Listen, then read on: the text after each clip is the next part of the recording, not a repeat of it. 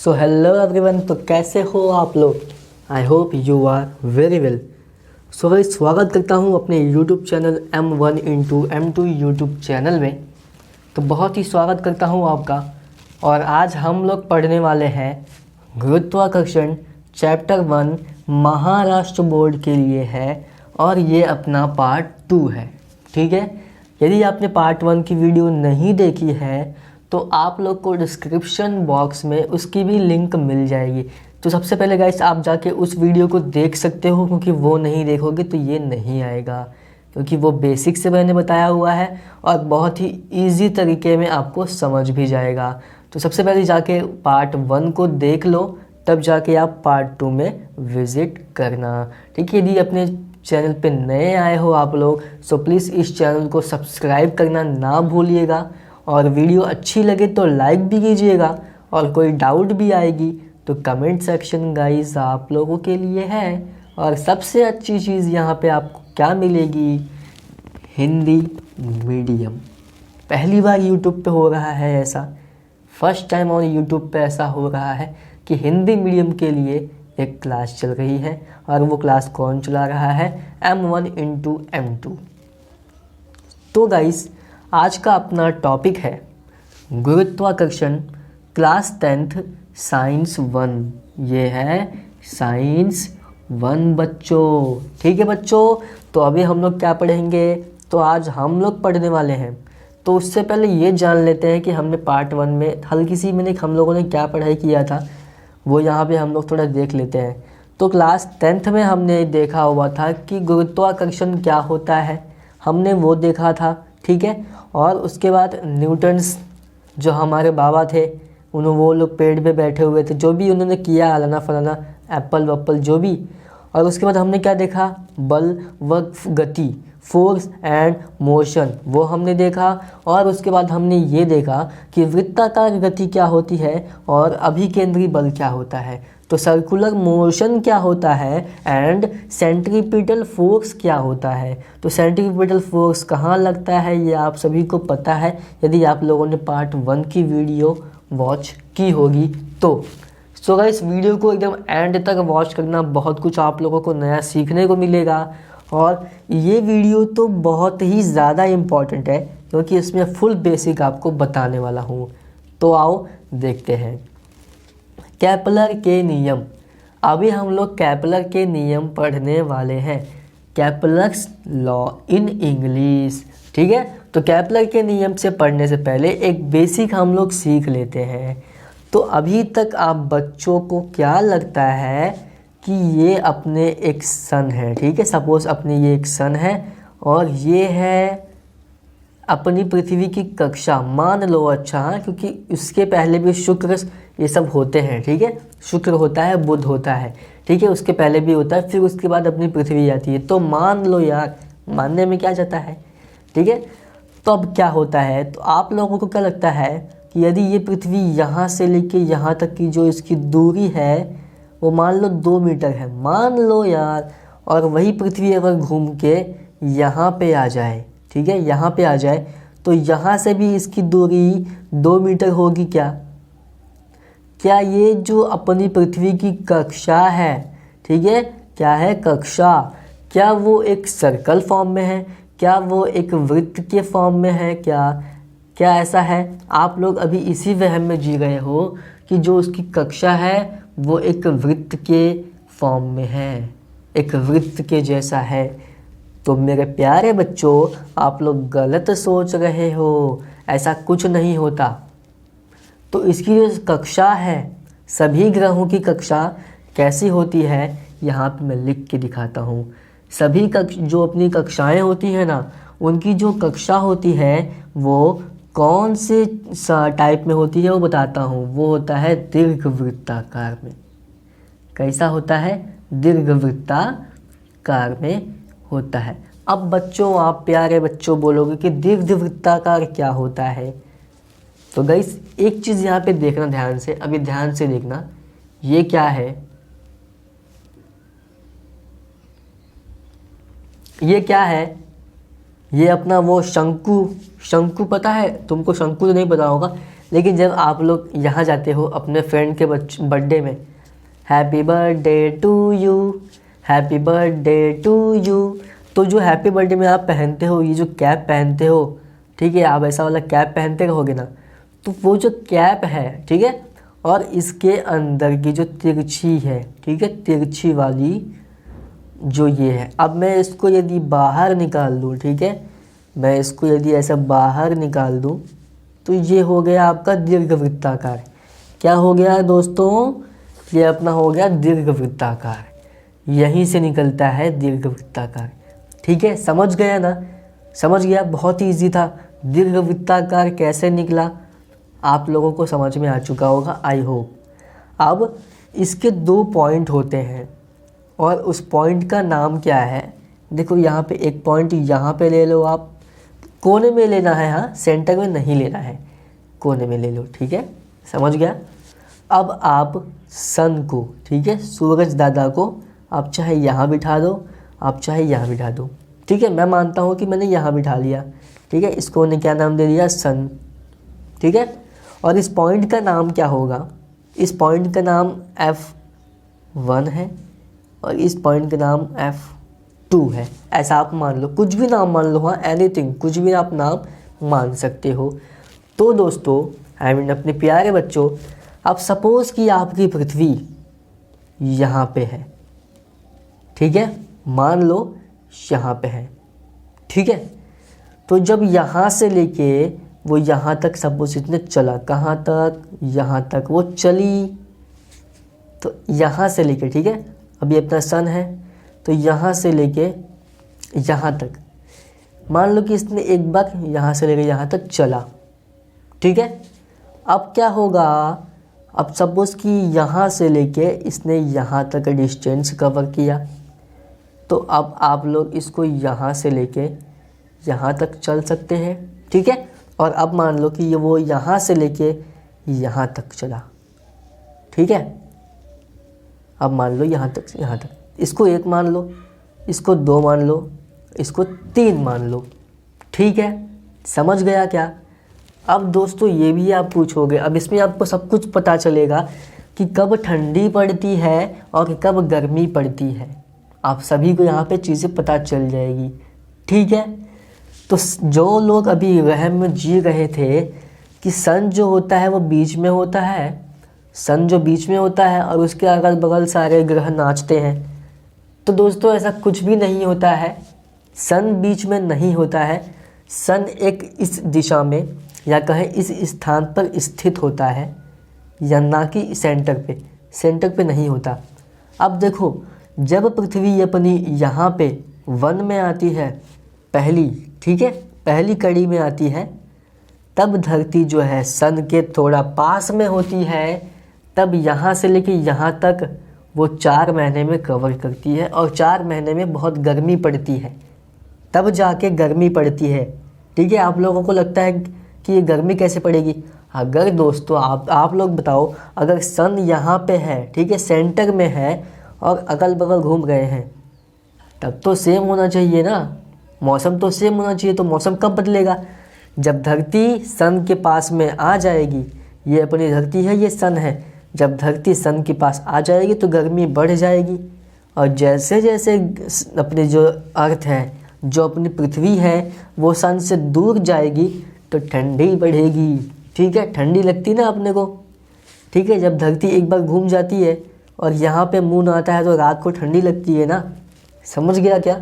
और जब धरती यहाँ 1 पॉइंट से 2nd पॉइंट में आती है तो हल्की सी ठंडी लगती है, तब वही अपना जनवरी फरवरी का महीना स्टार्ट हो जाता है ठंडी का। आहा, बहुत ठंडी लगती है, मज़ा आता है। समझ गया क्या? तो ठंडी और गर्मी भी ऐसी ही होती है। और इसी डायग्राम में आपके केपलर ने कुछ नियम दिए हुए हैं। ठीक है, अब इसकी कहानी पढ़ो, तुम लोग स्टार्टिंग से पढ़ो। तो केपलर लॉ क्या होता है? तो गैलीलियो केपलर के पहले, ठीक है, केपलर के पहले एक साइंटिस्ट है, उनका नाम है गैलीलियो, ने टेलीस्कोप की खोज की। पहले तो हम लोग अपनी आंखों से ही देखते थे कि अरे वहाँ पे सन है, वहाँ पे मून है, ठीक है, बस 2 ही चीज़ें हम देख पाते थे। लेकिन धीरे धीरे अपने जो साइंटिस्ट लोग थे, जो अपने वैज्ञानिक लोग थे, वो आगे बढ़े और उन्होंने टेलीस्कोप की खोज कर डाली। तो टेलीस्कोप की खोज किसने की? गैलीलियो ने। ऐसे एग्ज़ाम में पूछेगा तो नहीं, बट देख लो, याद रखना नाम, कभी आपको आगे काम ही, किसी ने पूछ ही लिया तो क्या बोलोगे, है ना। तो गैलीलियो ने टेलीस्कोप की खोज की, ठीक है। किसने? गैलीलियो ने टेलीस्कोप की खोज की। अब उसके बाद ये लोग टेलीस्कोप पे देखने लगे कि यहाँ पे सन है, यहाँ पे मून है, यहाँ पे मार्स है, और यहाँ पे सूर्य, जो भी जितने भी ग्रह हैं, बृहस्पति है, नेपच्यून है, सैटर्न, शनि, ठीक है। तो वहाँ पे सभी ये अपने टेलीस्कोप के मदद से सारे जो अपने ग्रह थे, जो अपने प्लैनेट थे, वो हम देख पाते थे। उसके बाद 16वीं शताब्दी के बाद, कौन से 16वीं शताब्दी के बाद योहानस केपलर नामक वैज्ञानिक आए, ठीक है। उन्होंने ग्रहों के बारे में, किसके बारे में?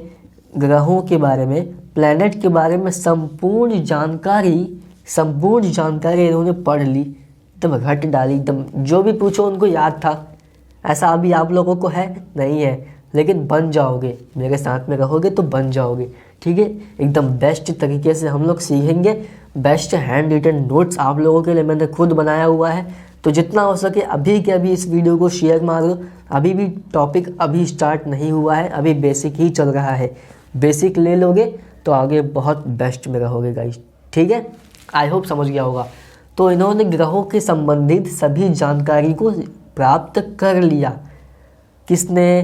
केपलर ने। केपलर का पूरा नाम क्या है? योहानस केपलर, ठीक है। इतना आपको क्लियर है। तो इन्होंने क्या, केपलर ने कुछ नियम भी दिए थे। अब वो नियम कौन कौन से, ये आप समझ सकते हो। उन्होंने 3 नियम दिए हैं, ठीक है। जैसे अपने न्यूटन बाबा ने 3 नियम दिया हुआ था, वैसे इन्होंने भी 3 नियम दिया हुआ था। इनको भी न्यूटन बनना था क्या शायद से? क्या सोच रहे हो? यही सोच रहे हो ना? चलो ठीक है, अभी हम लोग इनके 3 नियम पढ़ेंगे। तो जो भी अभी तक नहीं लिखे हो फटाक से इन लोगों को लिख लो, नहीं तो नोट्स आपको कहाँ पे मिल जाएंगे? नोट्स आपको यहाँ पे आपको टेलीग्राम पे मिल जाएंगे, ठीक है। नोट्स आपको टेलीग्राम में मिल जाएगा। प्ले स्टोर पे जाओ, टेलीग्राम ऐप को ज्वाइन कर लो, डाउनलोड कर लो। उसके बाद इस वीडियो के लिंक में आना और टेलीग्राम ग्रुप का आपको लिंक पे क्लिक करना है, आप अपने आप ज्वाइन हो जाओगे। वहाँ पे सभी आपको फ्री ऑफ कॉस्ट, ठीक है। मैं आपको सभी कुछ यहाँ पे मुफ्त में, किस में? मुफ्त में आपको मैं यहाँ पे नोट्स दे रहा हूँ। अपने बेस्ट हैंड रिटन नोट्स में आपको मुफ्त में यहाँ पे दे रहा हूँ, तो जाके ले लो, बिल्कुल भी देरी नहीं करनी है, ठीक है। चलिए बढ़ते हैं आगे। तो गाइस अभी हम लोग देखते हैं अपने केपलर के 3 लॉ। तो अपने केपलर के 3 नियम दिए थे, ठीक। तो केपलर ने 3 नियम हमको दिए थे। तो वो 3 नियम कौन से हैं आप यहाँ पे देख सकते हो। पहला नियम, दूसरा नियम और तीसरा नियम। तो इन नियम को समझने के लिए मैंने आपको पहले बताया था, अभी मैंने आपको बताया कि जो ग्रह की कक्षा होती है वो क्या होती है? वो दीर्घवृत्ताकार होती है। और दीर्घवृत्ताकार क्या होता है ये मैंने आपको बताया था, ठीक है। एक शंकु को आप काट के उसको अंदर का भाग निकाल दोगे तो वो एक दीर्घवृत्ताकार कहलाता है, ठीक है। तो अभी यहाँ पे मैं एक दीर्घवृत्ताकार बनाऊँगा, उसके बाद आप सभी को यहाँ पे समझाऊँगा, ठीक है। तो सपोज़ यहाँ पे मैंने एक दीर्घवृत्ताकार बना दिया, ठीक है। अब इसको पढ़ते हुए आप बताएंगे, ठीक है। तो यहाँ पे क्या बोलता है? ग्रह की कक्षा दीर्घवृत्ताकार होती है, ठीक है भाई साहब। मैंने यहाँ पे दीर्घवृत्ताकार बना लिया। अब उसके आगे क्या बोलता है? सूर्य उस कक्षा के एक नाभि पर स्थित होता है। तो यहाँ पे 2 नाभि थे, कौन कौन से थे? एक तो यहाँ पे F1 था, एक तो यहाँ पे F2 था, याद है आपको? तो यहाँ पे F2 था, ठीक है। सपोज़ भैया मैंने यहाँ पे सूर्य को बिठा दिया, किस पे? F2 पे, ठीक है। चलो स्थित भी कर दिया। अब सेकंड पॉइंट क्या बोलता है? ग्रह को सूर्य से जोड़ने वाली रेखा समान समयावधि में समान क्षेत्रफल व्याप्त करती है। इससे आपको क्या समझेगा, ध्यान देने का भी, ठीक है। सपोज़ ये अपना एक ग्रह है, क्या है? ग्रह, प्लैनेट है, ठीक है। तो यहाँ पे क्या बोलता है? ग्रह को सूर्य से जोड़ने वाली रेखा, ठीक है, ये अपना ग्रह है और ग्रह को सूर्य से जोड़ने वाली रेखा समान समयावधि में समान क्षेत्रफल व्याप्त करती है, तो वो समान सेम टाइम में वो सेम क्षेत्रफल भी व्याप्त करेगी। समझा? क्लियर है? ग्रह को सूर्य से जोड़ने वाली रेखा समान समयावधि में समान क्षेत्रफल व्याप्त करती है। क्लियर है? थर्ड पॉइंट क्या बोलता है? सूर्य की परिक्रमा करने वाले ग्रह के आवर्तकाल का वर्ग ग्रह की सूर्य से औसत दूरी के घन के समानुपाती होता है। तो यहाँ पे आवर्तकाल यानी कि समय को हम लोग टाइम को, ठीक है, समय को हम लोग टी यानी कि टाइम से दर्शाते हैं, ठीक है। और यहाँ पे जो अंतर है, किसके अंतर किसका? आवर्तकाल का वर्ग है, और जो इसके समानुपाती होता है किसके होता है? औसत की, सूर्य से औसत दूरी, ठीक है, डिस्टेंस और टाइम के बीच में जो आपका अंतर है उसको हम लोग आर बोलते हैं, ठीक है। समझ गया? क्या बोलते हैं उसको? हम लोग आर बोलते हैं, आर से दर्शाते हैं। तो यहाँ पे क्या बोलता है, ध्यान देने का, दूरी के घन के समानुपाती होता है। तो अब यहाँ पे आवर्तकाल जो है, अपना जो टाइम है ना, वो क्या है? वो टी है, और जो इनके दूरी और टाइम के बीच का जो अंतर है, ठीक है, अंतर, तो अंतर को हम लोग आर से दर्शाते हैं, ठीक है। समझ गया? क्लियर है? औसत दूरी है ना, अंतर मतलब औसत दूरी, ठीक है। तो आवर्तकाल का वर्ग हो जाएगा, यानी टी का स्क्वायर हो जाएगा, ठीक है, यानी टी का स्क्वायर हो जाएगा, स्क्वायर मतलब कि वर्ग हो जाएगा, और औसत दूरी के घन के समानुपाती होता है। तो घन क्या हो जाएगा? क्यूब हो जाएगा। 3 को हम लोग घन बोलते हैं ना, तो आर क्या हो जाएगा? आर क्यूब हो जाएगा।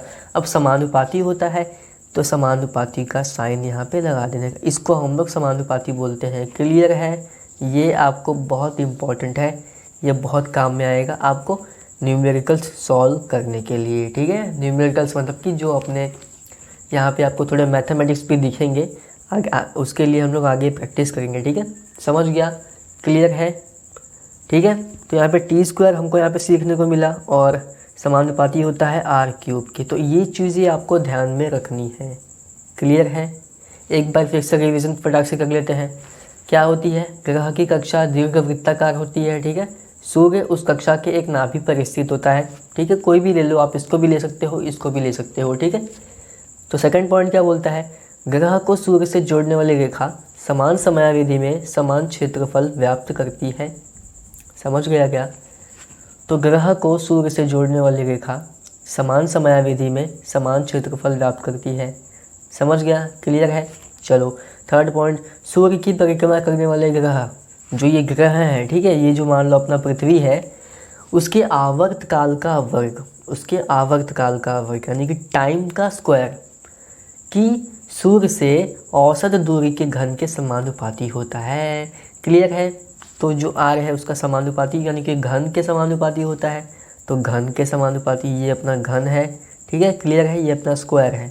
यदि आप लोग हिंदी मीडियम में हो तो इंग्लिश में समझना अब सीख जाओ, नहीं समझोगे तो काम कैसे चलेगा, ठीक है। क्लियर है? सोएगा इस, यदि ये वीडियो आपको पसंद आया होगा सो प्लीज़ इसको सबसे ज़्यादा जितना हो सकेगा, इसमें आपको बार बार कह रहा हूँ, इसको शेयर करना बिल्कुल नहीं भूलना है। यदि आपके हिंदी मीडियम के जितने भी फ्रेंड्स हैं इनको शेयर मार दो, अभी के अभी फटाक से वीडियो ख़त्म होने वाली है। तो अभी क्या करना है, फटाक से अपने फ्रेंड्स में इसको शेयर मार दो, और उनको भी बोलो सब्सक्राइब करने के लिए, थोड़ा सपोर्ट करो यार आप लोग भी, और एक छोटा सा लाइक तो बनता ही है, इतनी मेहनत कर रहा हूँ आप लोगों के लिए, ठीक है। और भी आपको काम है, आपको क्या करना है, आप यहाँ पे टेलीग्राम, ठीक है, इसके नोट्स आपको कहाँ मिलेंगे? आपको इसके नोट्स टेलीग्राम में आपको मिल जाएंगे। कहाँ मिल जाएंगे आपको? इसके नोट्स आपको टेलीग्राम में। तो अब क्या करना है, सबसे पहले आपको यहाँ पे प्ले स्टोर पे जाना है, ठीक है, अपने प्ले स्टोर पे जाना है, और वहाँ पे क्या लिखना है, वहाँ पे लिखना है टेलीग्राम, ठीक है, वहाँ पे लिखना है टेलीग्राम। और वहाँ पे टेलीग्राम में आने के बाद इस वीडियो के डिस्क्रिप्शन में आने का, और वहाँ पे इसको लिंक मिल जाएगा, और चाहे तो आप मुझे यहाँ पे इंस्टाग्राम पे फॉलो करके वहाँ पे अपने सारे नोट्स ले सकते हो। तो यहाँ पे इंस्टाग्राम आईडी मैं यहाँ पे लिख देता हूँ। तो आपको यहाँ पे लिखना है वेदांत, उसके बाद एक हल्का सा डैश देना है और वहाँ पे M1 लिखना है। ठीक है, क्लियर है, वेदांत डैश M1। तो वहाँ पे आप मुझे फॉलो कर लो और वहाँ पे मुझे DM करना। क्या करना है, DM मतलब कि डायरेक्ट मैसेज, सीधा मैसेज करना, और वहाँ पे आपको सभी नोट्स में आपको प्रोवाइड कर दूँगा। ठीक है, तो मिलते हैं नेक्स्ट वाली वीडियो में। तब तक के लिए stay safe, stay home. Thank you and bye bye and tata and stay safe.